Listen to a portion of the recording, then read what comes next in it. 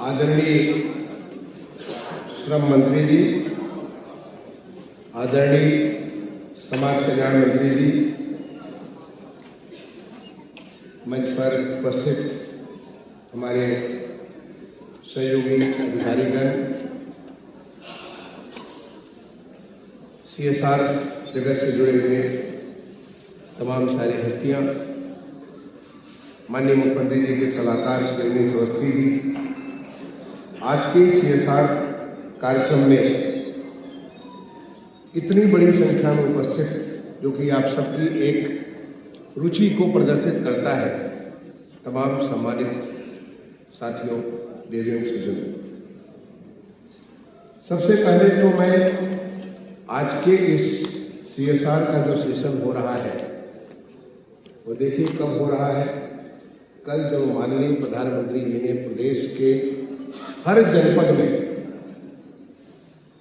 10 लाख करोड़ रुपए से अधिक का निवेश को शुभारंभ करने का अपने कर कमलों से एक गोहेड किया।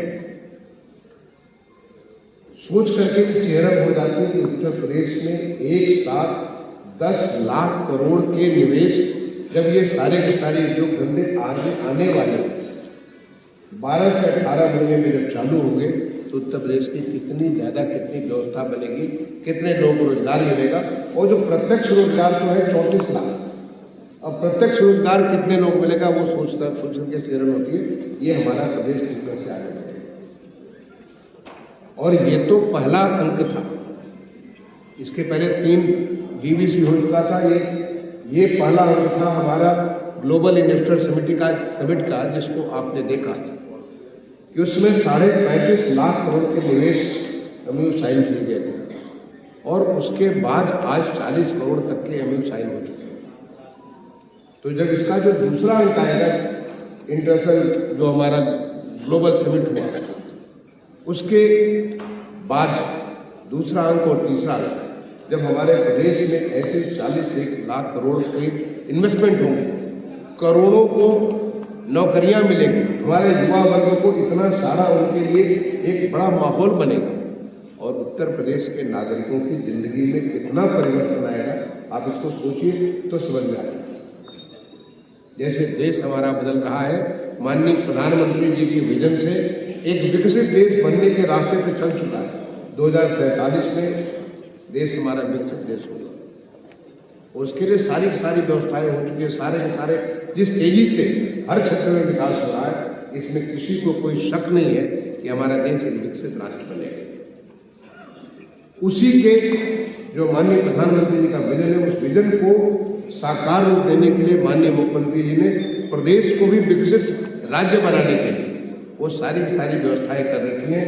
चाहे वो हमारा इंफ्रास्ट्रक्चर हो, चाहे वो हमारा मैन पावर डेवलपमेंट की बात हो, चाहे हमारा ईज ऑफ डूइंग बिजनेस की बात हो, चाहे हमारी पॉलिसीज हो, हर प्रकार से किसी एक तरह से चतुर्दिक हर प्रकार से वो व्यवस्था है जिससे हमारा प्रदेश एक विकसित राज्य बनने के लिए बहुत तेजी से अग्रसर हो रहा है, और जिसका एक आपने झांकी कर देखा।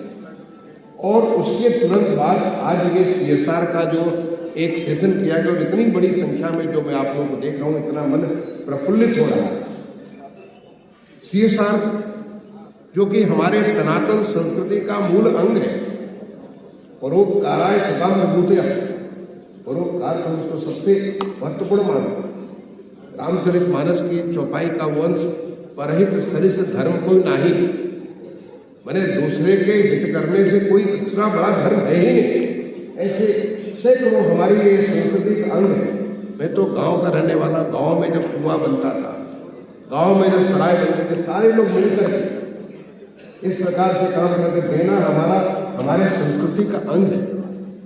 मैं आपको बताना चाहूँगा, मैंने शुरुआत की बरेली जनपद में। मैं जब SDM था आंवला में, आज भी आप जाकर के पता कर सकते हैं, बरेली सुभाष इंटर कॉलेज, जब उस विद्यालय को एज ए SDM हम उसके अध्यक्ष हुआ करते थे, क्योंकि सुपरसीडेड थी वहाँ की मैनेजमेंट। और मैंने लोगों को एक बार आह्वान किया, ये कैसा इंटर कॉलेज जहाँ पे बच्चों को बैठने के लिए मेज कुर्सी नहीं है, जहाँ सामने जो है चार दीवारी नहीं है, जहाँ पे किसी की सुरक्षा नहीं है, और मैं बात कर रहा हूँ 1986 की।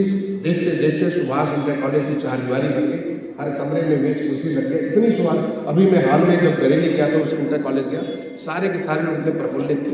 ये 86-87, क्योंकि ये हमारी संस्कृति है। आंवला का जो हमारा नगर पालिका का बिल्डिंग है, सारी पब्लिक ने बनाया, केवल मैंने आह्वान किया। इतना काम मैं आपके लिए करता हूँ, और हमारे नगर पालिका के लोग ऐसे छूटे हुए मकान में रहते हैं, हमारे पास फंड नहीं है। लोगों ने, किसी ने कहा इतने ईंटे, इतने सीमेंट, इतना ये, देखते देखते बिल्डिंग पूरी की पूरी बन गई, क्योंकि हमारे खून में। जब मैं आगरा का डिस्ट्रिक्ट मजिस्ट्रेट हुआ करता था 1998 में, आपको जान करके आश्चर्य होगा कि 1.5 साल के भीतर मैंने एक बार कैलकुलेट किया था, लगभग 4 करोड़ रुपए के इन्वेस्टमेंट मैंने लोगों से कराए थे। आज वो 4 करोड़ रुपए आज की स्थिति में देखें तो 400 करोड़ से कम नहीं है। ये मैं केवल एक दो एग्जाम्पल आपको दे रहा हूं, क्योंकि हमारा मन अगर लोगों के मन में यह आ जाए कि हमारा कोई स्वार्थ नहीं, हम लोगों के हित के लिए काम कर रहे हैं, हम इसको पूरी ट्रांसपेरेंसी के साथ काम कर रहे हैं, पूरी पारदर्शिता के साथ लोगों का हित अगर इसमें सजेगा तो लोग स्वतः ही एकत्रित हो जाते हैं। और एक सामूहिक शक्ति, जिसकी माननीय प्रधानमंत्री जी ने बात की, एक सामूहिक शक्ति, और जिसका एक नजारा आपने देखा जब कोविड जैसी वैश्विक महामारी में पूरी दुनिया जूझ रही थी, सारे के सारे दुनिया भर में लोग, सारी अर्थव्यवस्थाएं से लेकर के स्वास्थ्य के जो तंत्र थे वो सारे तहस-नहस हो रहे थे।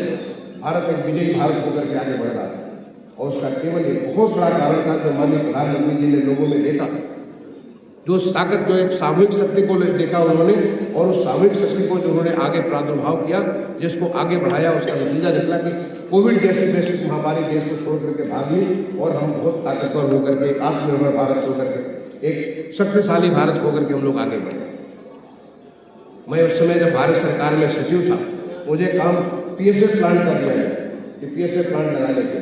मैंने देखा कि जिस प्रकार से पीएसए प्लांट, जो कि उसमें बहुत आवश्यकता थी, ऑक्सीजन की आवश्यकता थी, पीएसए प्लांट के लिए तमाम सारी हमारे ऑर्गेनाइजेशन, तमाम सारी संस्थाएं, लोग इसको आगे बढ़ रहे थे कि हम भी इसमें दे सकते हैं, हम भी दे सकते हैं। ये नजारा था भारत का, और यही भारत की भारतीय संस्कृति जो हमारी है, हमारी सनातन की जो संस्कृति है, उस संस्कृति की यही ताकत है। हमारे जो हमारा जो कंपनीज एक्ट 2013 का, 2013 के कंपनी एक्ट के सेक्शन 135, इसमें कंपल्सरी कर दिया गया कि हर एक कंपनी अपने पिछले 3 साल का जो उनका शुद्ध लाभ है, उसका 2% CSR के लिए, कॉर्पोरेट सोशल रिस्पॉन्सिबिलिटी के लिए काम करेंगे। तो करना ही है सबको इसमें, क्योंकि कंपनी लॉ एक्ट में, हमारा कंपनी एक्ट है, उसके अंदर वो मैंडेट है, तो उस मैंडेट को पालन करना आपकी कानूनी जिम्मेदारी बनती है। अब उस पैसे को कहाँ ले जाएंगे, इसके लिए राज्य सरकारों ने, इसके लिए हमारा नीति आयोग है, उन्होंने एक व्यवस्था की इस प्रकार से उपयोग कर सकते हैं। राज्य सरकारों, मुझे बहुत अच्छा लगा गोविंद जी ने जो बताया कि पिछले 2015 से 2023 के बीच में लगभग 2 लाख करोड़ रुपए CSR के फंड आए, और आज उत्तर प्रदेश उस CSR के फंड को, मैं धन्यवाद देना चाहूँगी इन तमाम सारी संस्थाओं को, जिसमें से वेदांता, मैं अनिल अग्रवाल जी को जानता हूँ वेदांता का, HCL का श्री नारायण जी को जानता हूँ HCL का, NCL जो नॉर्दर्न कोलफील्ड लिमिटेड, वहाँ तो मैं कलेक्टर रहा हूँ, डिस्ट्रिक्ट मजिस्ट्रेट रहा हूँ, संबंध का देखा मैंने।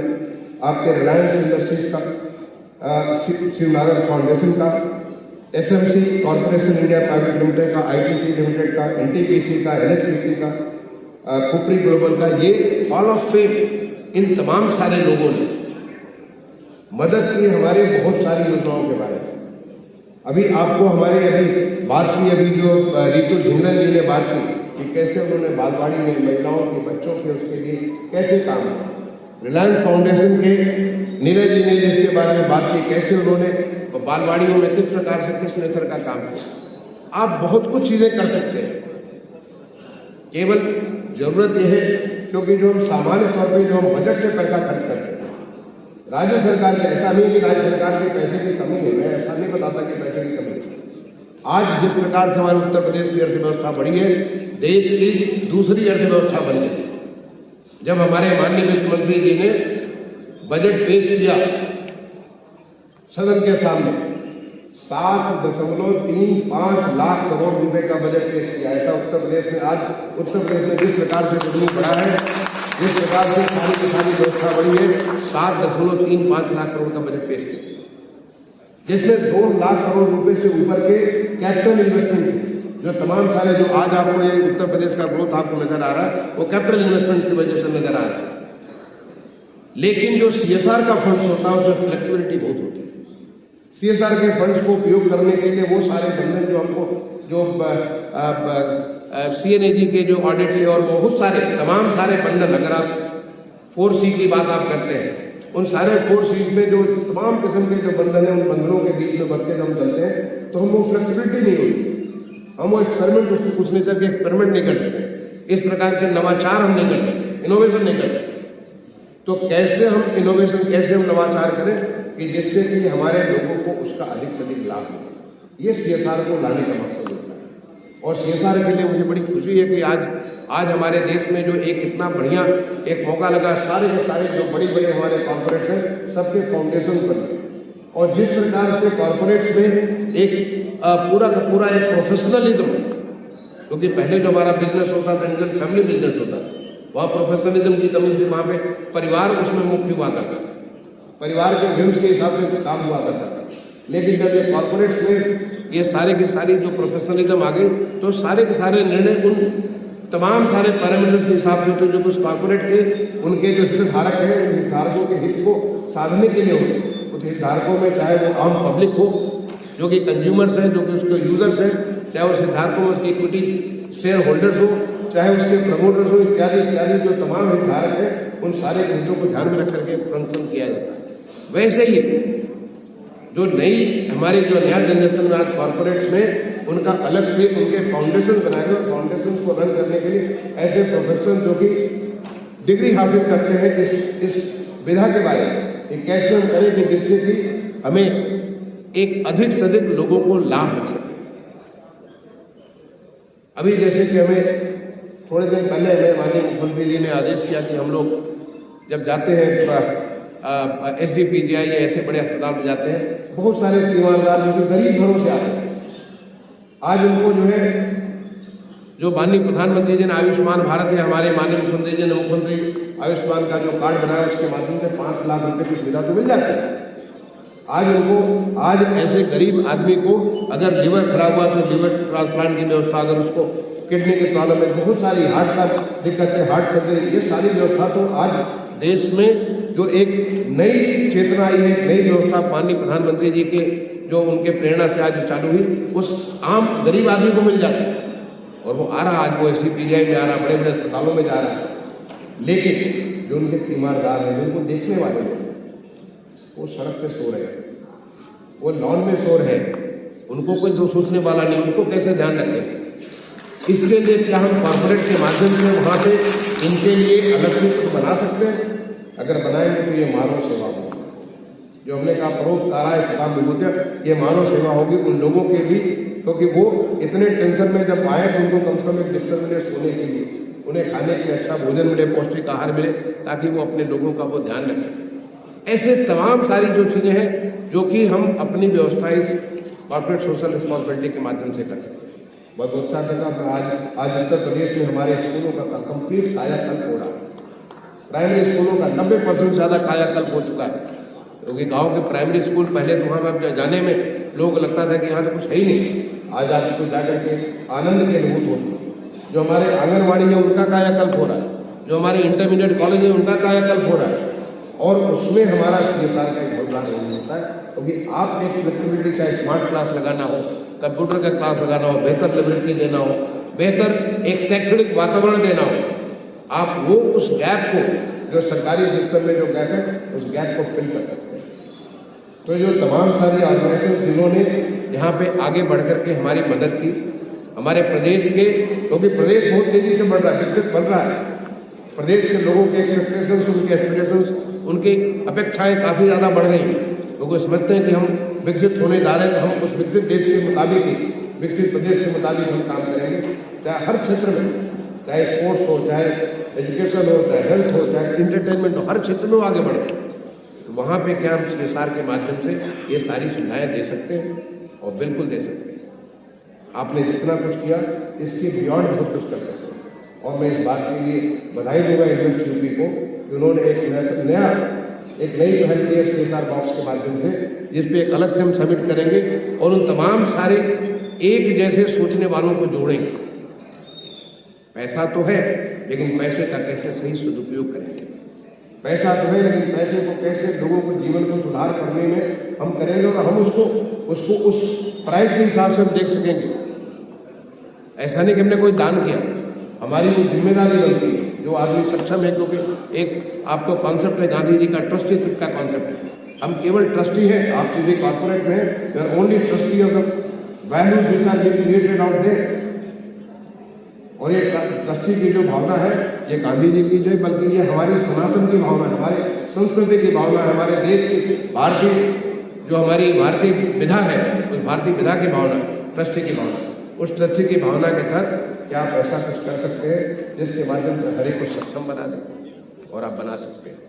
तो मैं समझता हूँ कि जो CSR बॉक्स का जो हमारा आने वाले समय में इसका शायद हमारे दोनों मंत्रीगण के सामने, माननीय श्रम मंत्री जी और माननीय समाज कल्याण मंत्री जी के सामने किया गया, वो फ्रक्टिफाई करेगा और हमारे प्रदेश में इस प्रकार के गैप्स को फिलअप करने के लिए, लोगों के जीवन को बेहतर करने के लिए, चाहे वो हमारे बच्चे हो, हमारी महिलाएं हो, हमारे बुजुर्ग हो, क्योंकि आज हमारी एज भी बढ़ रही है, हमारी पूरी इस प्रकार की मेडिकल फैसिलिटीज आगे वही बढ़ रही है, और उनको भी केयर चाहिए, और हर एक को केयर चाहिए। ऐसा नहीं कि जो सक्षम है उसी को केयर चाहिए, हर एक को केयर चाहिए। उसके बारे में हम क्या कुछ कर सकते हैं, ऐसे बहुत सारी अपॉर्चुनिटीज हैं, जिस अपॉर्चुनिटीज में हम लोग CSR के फंड्स का उपयोग कर सकते हैं।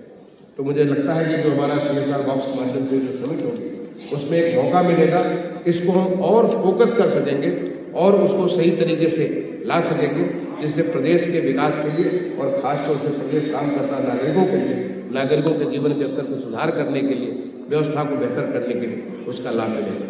मैं एक बार दोबारा उन तमाम सारी संस्थाओं को, जिनको हमारे माननीय मंत्रीगण के द्वारा आज अभी सम्मानित किया गया, उनको एक बार दोबारा मैं अपनी तरफ से बधाई देता हूँ, उनका अभिनंदन करता हूँ, और आप सबका आह्वान करता हूँ कि आप आज बदलते हुए उत्तर प्रदेश को, तेजी से बढ़ते हुए उत्तर प्रदेश को, तेजी से विकसित होते हुए उत्तर प्रदेश में, उसकी इस विकास की इस जो यात्रा है उसमें भी सहभागी बनिए अपने CSR फंड्स के माध्यम से। बहुत बहुत धन्यवाद। जय हिंद, जय भारत।